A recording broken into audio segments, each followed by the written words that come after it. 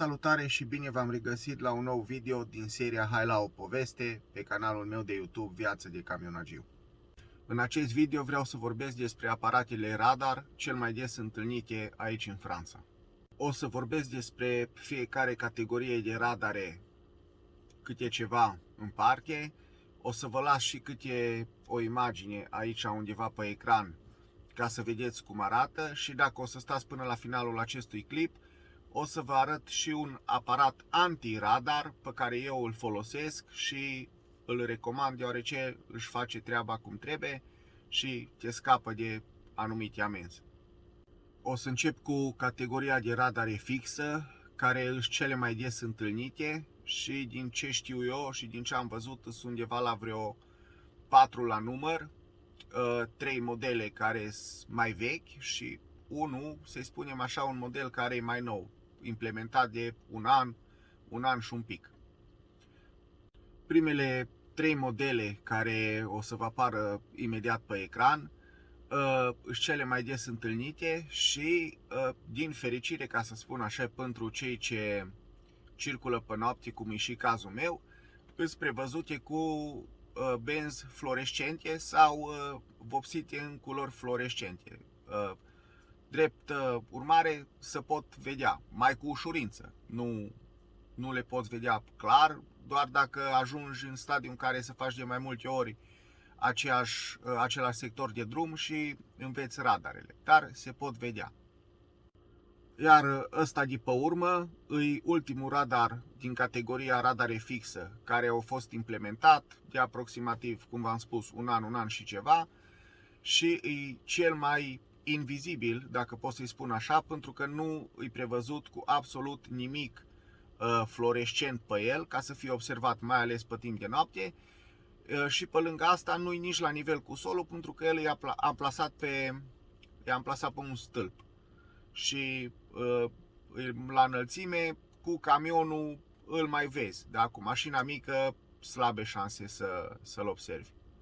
Categoria asta de radare fixă e cel mai ușor de recunoscut, pentru că în momentul în care ajungi să faci de 2-3 ori același sector de drum, vrând nevrând, să zic așa, înveți radarul și fiind fix, ăla va fi tot timpul acolo. Într-adevăr, uneori mai sunt niște radare care le înfoliază la un moment dat, nu știu din ce motiv, o perioadă de timp destul de lungă stau înfoliate și ai impresia, bă, radarul ăla nu mai e funcțional și dintr-o dată treci pe acolo, te trezești că radarul e desfoliat, e funcțional și mari șanse ai să prinzi și un bliț. Acum urmează categoria de radar mobil, din care fac parte, din ce știu eu și ce am văzut, doar acest radar. Nu am mai văzut alt radar mobil, alt model. Acest radar e un pic mai complicat din cauza că îl mută.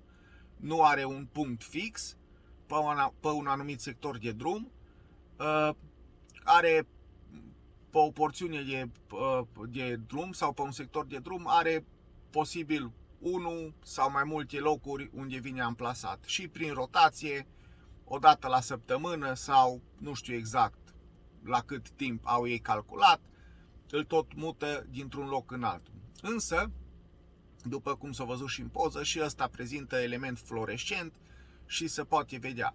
Acum depinde cât ești de atent, depinde cât de mult urmărești radarele, însă astea sunt un pic mai periculoase pentru că azi îi, mâine nu îi și viceversa. Se mută dintr-un loc în altul exact cum vor cei ce le administrează.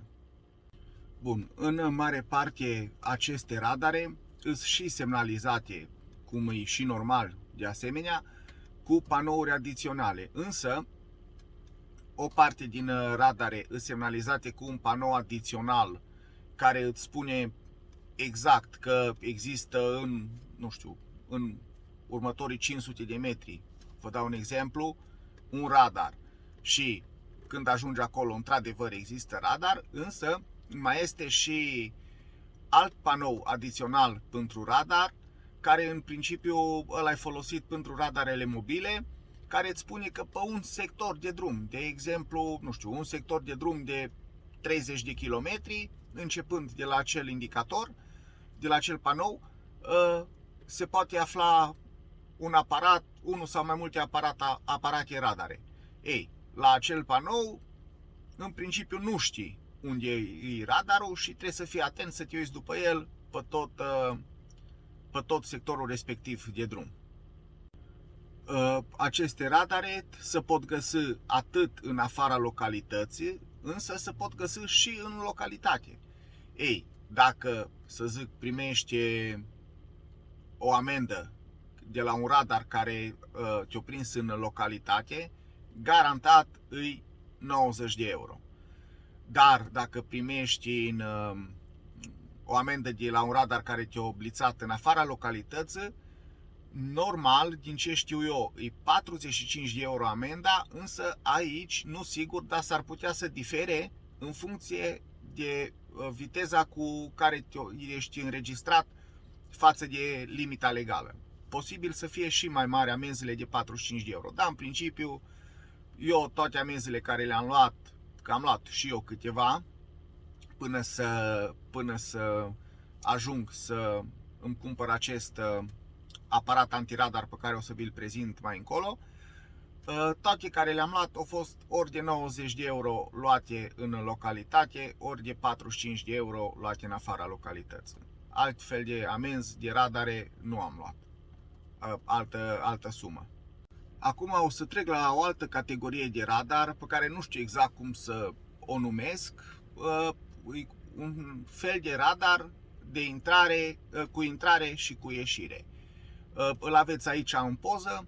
E un radar care în principiu eu l-am întâlnit sau l-am observat, că posibil să fi fost și în alte locuri să nu-l fi văzut, pe naționale, de exemplu pe unde circul eu des, pe Național 104, zona Parisului, îl mai găsiți în zona de tunele, tot așa în Paris, la intrare și la ieșire, în ideea în care, vă dau un exemplu, e limită, nu știu, de 70 de km la oră, el cumva, din ce știu eu, nu vreau să mă pronunț exact, că nu sigur, dacă i-am plasat unul la intrare, de exemplu, să luăm un tunel, la intrare în tunel, el, în momentul când a intrat în tunel și ai trecut pe lângă radar, ai fost înregistrat cu viteza care ai avut-o, și mai este unul amplasat la ieșirea din tunel, care la fel și ăla îți înregistrează viteza. Și din ce cred eu, înregistrează cumva și un timp pe care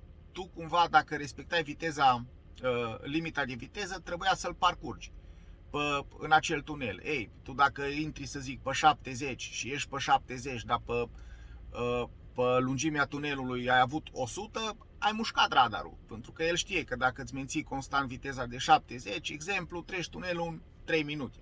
Ei, tu l-ai trecut în 2 minute 40, deși ai intrat și ai ieșit pe 70, 90% din situații o să-ți vină o amendă. Și ultima categorie de radare ar fi radarele care sunt amplasate în zonele semaforizate. Aici nu am găsit să vă las exemplu o poză, însă arată aproximativ la fel, sub forma unei cutii și în cele mai multe cazuri e amplasată la 10-20 de metri de semafor, în unele cazuri chiar lângă semafor. Ele înregistrează în acel moment în care treci pe roșu la semafor. Și eu am luat o amendă și în acest caz mi-a venit 90 de euro. Deci posibil ca toate amenzile care le treci pe roșu să fie de 90 de euro. Cam astea au fost cele mai întâlnite radare în Franța, sau cel puțin care le-am întâlnit eu personal de când mă aflu aici cel mai des. Drept urmare, o să vă prezint și un aparat anti-radar, care eu l-am depistat tot așa căutând pe internet, în ideea în care, de când mă aflu aici, de aproximativ 2 ani jumate, cred că am depășit undeva la vreo 500 de euro banii pe care i-am plătit pe amenzi. La un moment dat am și pierdut numărătoarea, de aia zic aproximativ 500 de euro, că acolo știam exact că am ajuns. După aia nu mai rețin exact dacă am luat sau nu ulterior amenzi, posibil să mai fi agățat ceva.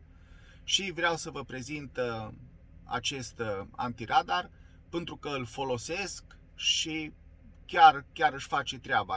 Nu vreau să prezint ceva ce nu am folosit sau nu știu, am auzit că e bun sau așa mai departe. Nu, eu chiar l-am luat de aproximativ un an. La începutul anului 2021 l-am luat, cred. Și chiar sunt foarte mulțumit de el.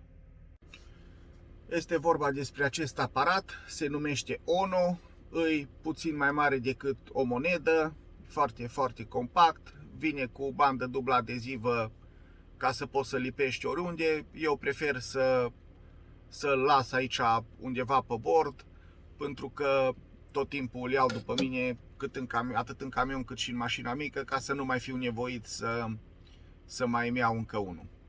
Din ce am înțeles eu și din ce am citit înainte să-l cumpăr, e un aparat fabricat în Germania și eu personal l-am cumpărat de pe Amazon, avea undeva de vreo 4000 și ceva de review-uri, 90% din ele erau review-uri pozitive.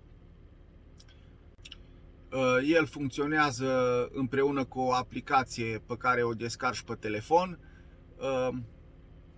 Eu folosesc Android, dar bănuiesc că funcționează și pe iOS.